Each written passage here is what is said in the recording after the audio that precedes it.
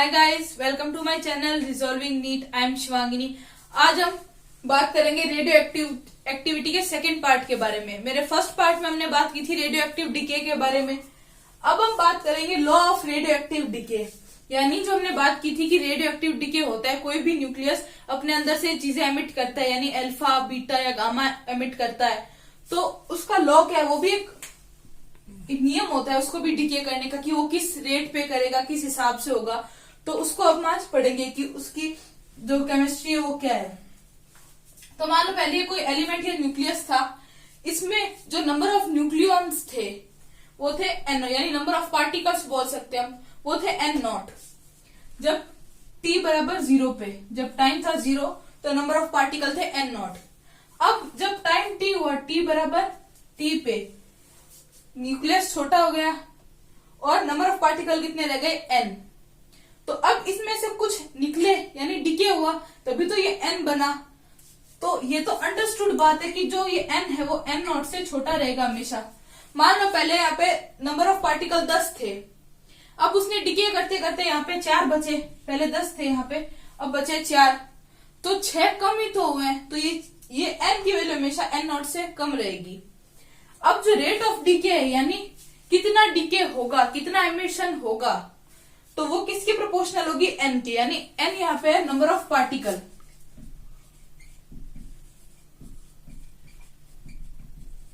अगर n की value ज्यादा होगी तो डिके भी ज्यादा होगा, यानी जल्दी होगा डिके, और n की वैल्यू जैसे जैसे कम होती जाएगी रेट ऑफ डिके कम होती जाएगी।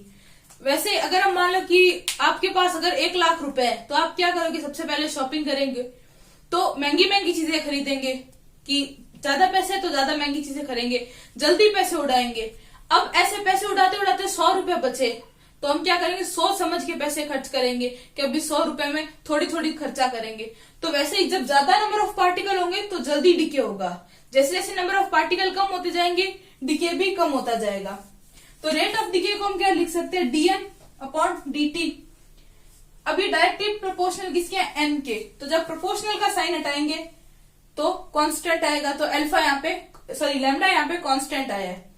अब यहाँ पे एक माइनस दिख रहा है, चाहे इस साइड लगा दो माइनस को, चाहे उधर साइड लगा दो, एक ही बात है। अब ये माइनस क्यों है, ये माइनस ये शो कर रहा है कि यहाँ पे अल्टीमेटली कम ही हो रहा है, यानी लॉस हो रहा है।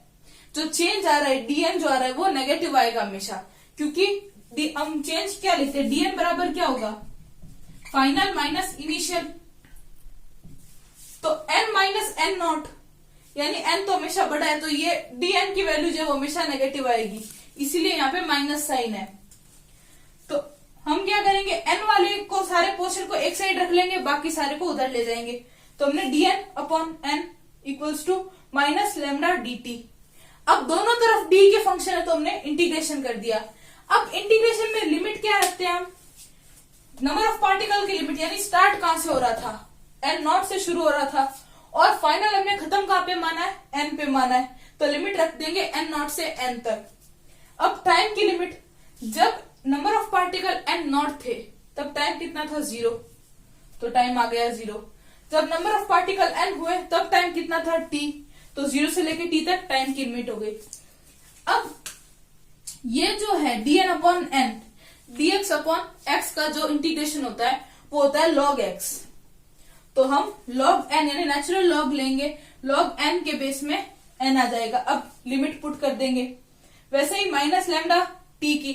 अब dt का इंटीग्रेशन क्या होगा, नॉर्मल t, तो यहाँ पे भी अब लिमिट पुट करेंगे तो t में तो क्या आएगा, अब यहाँ पे मान लो लिमिट पुट करें, upper limit minus lower limit, तो t माइनस 0 तो वो t हो जाएगा।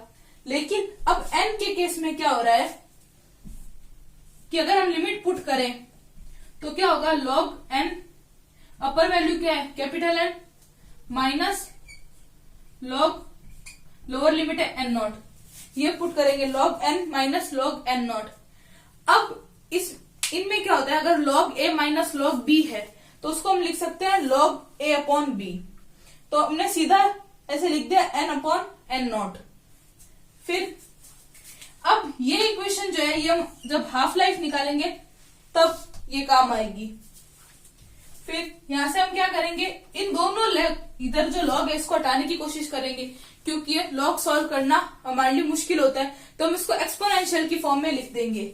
वो क्या होगा, इधर से तो लॉग हट गया, जिस साइड लॉग था वहां से तो लॉग हट जाएगा, तो सीधा n/n0 आ जाएगा। लेकिन उधर जहां लॉग नहीं था वहां पे क्या आएगा, एक्सपोनेंशियल आ जाएगा, और जो भी था वो एक्सपोनेंशियल की पावर में चला जाएगा, तो e की पावर में माइनस लैम्डा t। तो इस n0 को इधर भेजेंगे तो n क्या आ गया, n0 इंटू ई की पावर माइनस लैम्डा t। तो ये फॉर्मूला जो है हर क्वेश्चन में लगेगा, ये काम का फॉर्मूला है। इसी से हम निकालेंगे कि इतने टाइम के बाद में, जैसे हमें दे देंगे कि 10 मिनट के बाद में या 20 मिनट के बाद में हमें कितना नंबर ऑफ पार्टिकल मिलेगा, तो n0 दे देंगे कि इनिशियल इतना था, लैम्डा की वैल्यू t दे देंगे और हमें n निकालना होगा।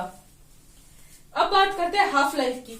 हाफ लाइफ किसी भी पार्टिकल की क्या होती है, वो टाइम जब वो अपनी इनिशियल कॉन्सेंट्रेशन का आधा रह जाए। जैसे मान लो पहले 10 था, अब अगर वो 5 हो गया तो ये उसकी हाफ लाइफ है। मान लो कोई नंबर ऑफ पार्टिकल 10 थे, अगर हमने 15 मिनट बाद देखा तो कितने रह गए, 5 रह गए, तो 15 मिनट क्या हो गई, हाफ लाइफ हो गई उस सब्सटेंस की। तो हाफ लाइफ यानी टी हाफ का फॉर्मूला क्या होता है, लॉग n के बेस में 2 अपॉन लैम्डा। तो इसकी लॉग 2 की वैल्यू होती है 0.693, तो टी हाफ की वैल्यू, अब यहाँ पे टी हाफ की वैल्यू सबके लिए फिक्स है, यहाँ पे मतलब एक पर्टिकुलर पार्टिकल के लिए, जिसके लिए लैम्डा की वैल्यू फिक्स है, लैम्डा कांस्टेंट है, तो टी हाफ भी कांस्टेंट रहेगा। अब ये टी हाफ अलग अलग कैसे निकाल, मतलब मान लो कि कोई पार्टिकल है, उसकी इनिशियल कंसंट्रेशन 100 थी, तो अब पहला टी हाफ निकालेंगे तब उसकी इनिशियल कंसंट्रेशन कितनी होगी, 50। जब दोबारा दूसरा टी हाफ निकालेंगे तब कितनी हो जाएगी, 50 की आधी हो जाएगी। ना कि अब देखने में क्या लगता है कि टी हाफ का मतलब आधा खत्म हो रहा है, तो एक टी हाफ में आधा खत्म हो गया, दूसरे टी हाफ में पूरा खत्म हो गया, लेकिन ऐसे नहीं होता। अगर मान लो 100 है कंसंट्रेशन, पहले टी हाफ में कितना होगा, वो 50, अगले टी हाफ में कितना होगा, 25, फिर अगले टी हाफ में कितना होगा, 12.5। तो ऐसे कम होता है, जो हमारे पास एट प्रेजेंट कंसंट्रेशन है उसका आधा होता है।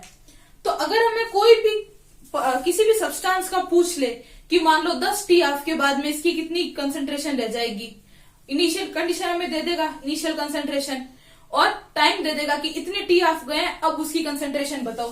तो उसके लिए क्या फॉर्मूला है, उसके लिए फॉर्मूला है n equals to n0 upon 2 की पावर n। अब जितने भी हमें इस n में क्या लगाना है, हमें नंबर ऑफ टी हाफ, यानी अगर हमें बोल दे कि n0 कंसंट्रेशन है, इनिशियल कंसंट्रेशन, फाइनल हमें निकालनी है 8 टी हाफ के बाद में, तो हम n की जगह क्या रख देंगे, 2 की पावर 8, या 16 टी हाफ दे दिए तो 2 की पावर 16। जितने हमें बोलेंगे कि इतने हाफ टाइम के बाद में निकालनी है, तो हम उस नंबर को क्या रख देंगे, 2 की पावर में रख देंगे। तो ये रेडियो एक्टिविटी के अब इसके क्वेश्चन देखेंगे हम अगले वीडियोस में। तो अगर आपको हमारा वीडियो पसंद आया, वीडियो को लाइक करें, चैनल को सब्सक्राइब करें। Thank you for watching. जय हिंद, जय भारत।